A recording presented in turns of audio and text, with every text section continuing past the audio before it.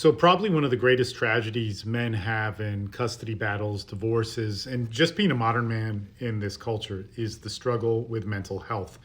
And it's kind of weird because when we talk about this, it's almost like we have this image of what poor mental health for a man is supposed to look like. Like he can't have a job or he is depressed or can't get out of bed. But it's more than just that.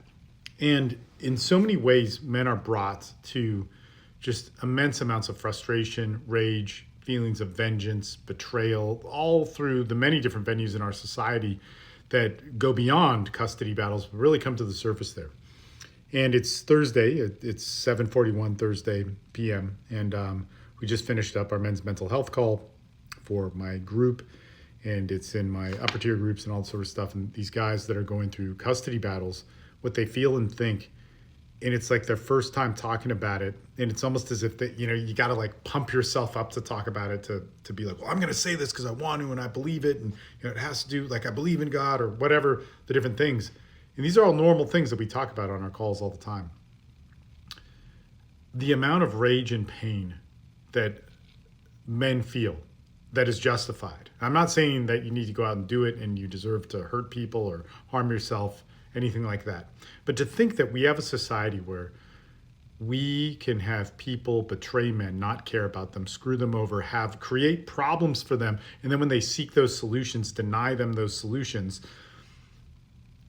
And men are supposed to not be angry about that anger is toxic, or that to feel vengeance in that, and not be able to take the high road in this simple, easy way that everybody seems to say exists. That's ridiculous.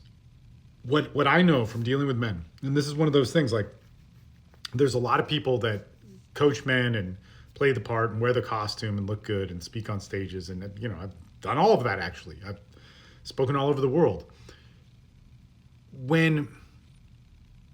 What I know from working with men in this is the pain is deafening. I mean, the pain is insane. And the sad part about it is when I go and meet other coaches who work with men or mentors or psychologists, therapists who specialize in the male struggle, they've never dealt with a guy who's walked that road, that has followed them to ends which we think are destined for weak people. And these are things like the unaliving yourself or ending up in jail or institutionalized and that sort of thing. This is becoming more and more normal. And the more that we make it impossible for men to talk about it, the more tragedies we'll have from it.